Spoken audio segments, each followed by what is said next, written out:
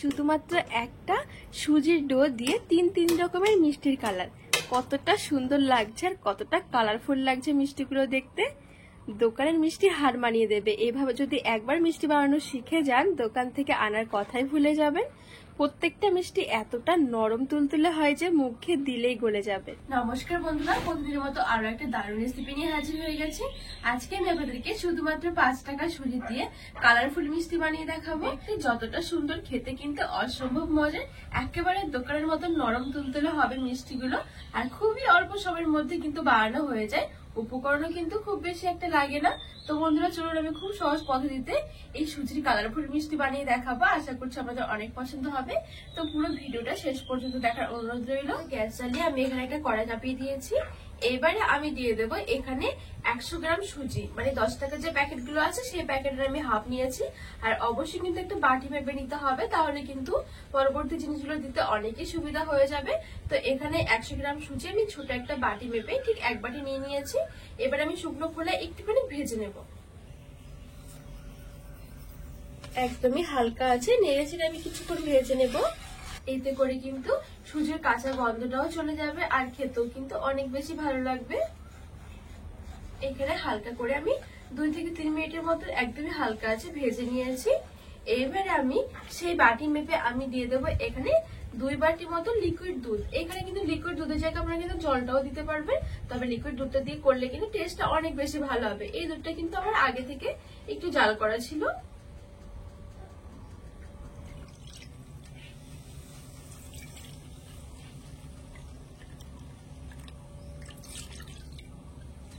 আর সাথে আমি 1 চিমটি মতো একটু লবণ দিয়ে দিলাম। ভালো করে এবার সুজিটা মিশিয়ে নেব। এই সময় গ্যাসের আঁচটা একদমই হালকা রাখতে হবে, নাহলে খুব তাড়াতাড়ি কিন্তু সুজিটা দুধটা টেনে নেবে, আবার ভেতর থেকে কাঁচা থেকে যাবে, তখন আমার মিষ্টিগুলো খেতে ভালো লাগবে না। এখানে সুজিটা আমি ভালো করে মিশিয়ে নিয়েছি। এবার আমি একদমই হালকা আছে এটা একটা ডোয়ের মতো নেড়ে ছেড়ে বানিয়ে নেব।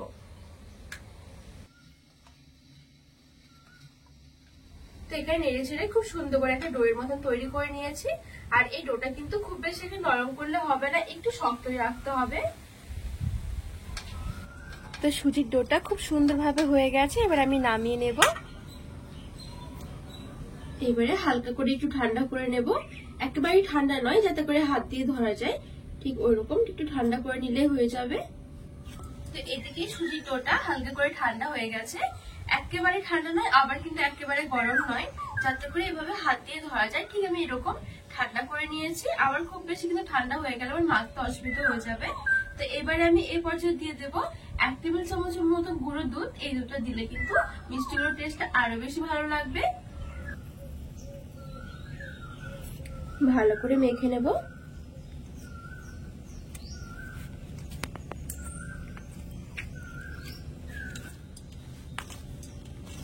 এই পর্যায়ে এই সুজির ডোটা একটু ভালো করে মাখাতে হবে। যত বেশি সুন্দর করে মাখানো হবে তত কিন্তু ভালো লাগবে মিষ্টিগুলো খেতে, আর অনেক বেশি কিন্তু সফট হবে। তো এবারে আমি ওপর থেকে আর 1 চামচ মতো ঘি দিয়ে দিচ্ছি। ঘিটা দিলে কিন্তু ফ্লেভারটা খুব সুন্দর আসবে। ঘিয়ের জায়গায় কিন্তু আপনারা তেলটাও দিতে পারবেন, মানে সাদা তেলটা। তো 1 টেবিল চামচ মতো ঘি নিয়ে নিচ্ছি।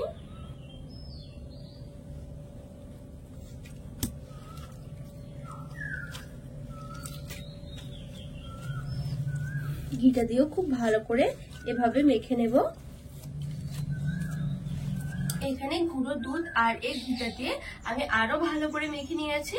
আর এই যে একটা সুজির দানা দানা ভাব থাকে, সেই দানা দানা ভাবটাও কিন্তু নেই, একেবারে একটা মসৃণ ডো হয়ে গেছে।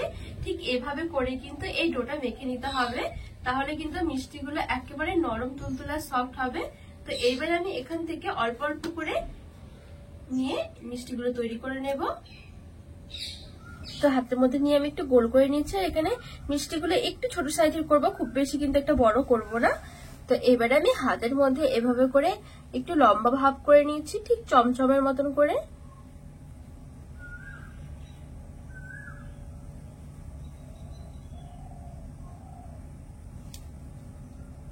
আপনারা চাইলে কিন্তু গোল করেও করতে পারবেন।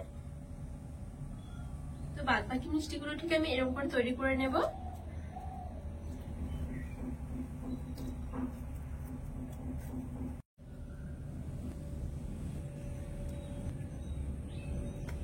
তো বন্ধুরা, এই এখানে আমি সবগুলো মিষ্টি খুব সুন্দর করে ছোট ছোট করে তৈরি করে নিয়েছি। খুব বেশি কিন্তু একটা বড় করিনি, একটু ছোট করেই রেখেছি মিষ্টিগুলো। তো এখানে কিন্তু আমার হাফ কাপ সুজি দিয়ে অনেকগুলো মিষ্টি হয়েছে। তো এবার চলুন এই মিষ্টিগুলো আমি ভেজে নেব। আর এইদিকে মিষ্টিগুলো ভাজার জন্য আমি কিছুটা তেল একদম ভালো করে মিডিয়াম আঁচে গরম করে নিয়েছি। তেলটা কিন্তু একটু গরম রাখতে হবে, তারপরে মিষ্টিগুলো ছাড়তে হবে, না হলে কিন্তু আবার ভেঙে যাবে। তো এখন মিডিয়াম আঁচে রেখে আমি মিষ্টিগুলো ভেজে নেব। আর একেবারে কিন্তু একসাথে অনেকগুলো মিষ্টি দেওয়া যাবে না, অল্প অল্প করে মিষ্টি দিয়ে ভাজতে হবে।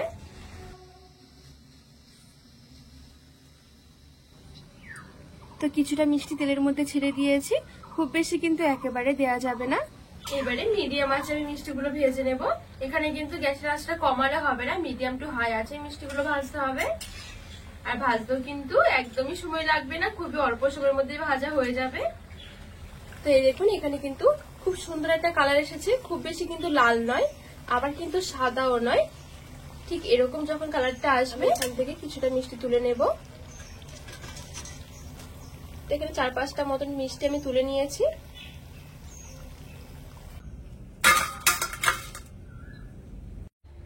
এবারে বাদ বাকি মিষ্টিগুলো আমি দিয়ে দেব। আর এই মিষ্টিগুলো আমি একটু লাল আর একটু কালো করে ভেজে নেব। যেহেতু কালারফুল মিষ্টি করছি সেই জন্য আমি 3 রকমের কালার করে ভাজবো আজকে মিষ্টিগুলো। তো বন্ধুরা এই মিষ্টিগুলো আমি হালকা লাল করে ভেজে নিয়েছি। আর দেখুন খুবই অল্প সময়ের মধ্যে কিন্তু খুব সুন্দর একটা লালচে কালার চলে এসেছে। তো এবারে আমি 4-5টা মিষ্টি আলাদা করে নিচ্ছি। আর এই বাদ বাকি মিষ্টিগুলোকে আমি একটু কালো করে ভেজে নেব, ঠিক কালো জামের মিষ্টি কালার যেরকম হয় ঠিক সেই রকম করে। তো এই দেখুন খুব সুন্দর কিন্তু একটা কালো কালার এসে গেছে, দেখতে কতটা সুন্দর লাগছে। তো এবার তেল থেকে তুলে নেব। তো সবগুলো মিষ্টি আমার খুব সুন্দরভাবে ভাজা হয়ে গেছে। চিনি শিরার মধ্যে দেওয়ার পরে কিন্তু আরো কালারটা সুন্দর লাগবে দেখতে। এবার আমি কড়াই বসিয়ে চিনি শিরা তৈরি করে নেব। তো সেই বাটিরে ঠিক আমি 1 বাটি মতো চিনি নিয়েছি। আর দিয়ে দিচ্ছি একটা এলাচ, 1 বাটি দিয়ে দিলাম জল। চিনি শিরাটা কিন্তু খুব বেশি এটা ঘন করবো না, একটু পাতলাই করব। চিনিগুলো কিন্তু গলে গেলেই হয়ে যাবে। তো চিনিগুলো গলে যাওয়া পর্যন্ত অপেক্ষা করব। এখানে চিনিগুলো খুব সুন্দরভাবে গলে গেছে, একদমই কিন্তু ঘন করব না শিরাটা। এবারে ভাজা মিষ্টিগুলো দিয়ে দেব। আর এখন কিন্তু আমি গ্যাসের আঁচটা বন্ধ করে দিয়েছি। আর এই চিনি শিরার মধ্যে হালকা করে একটু মিশিয়ে নেব। আর দেখুন কালারটা কতটা সুন্দর লাগছে দেখতে।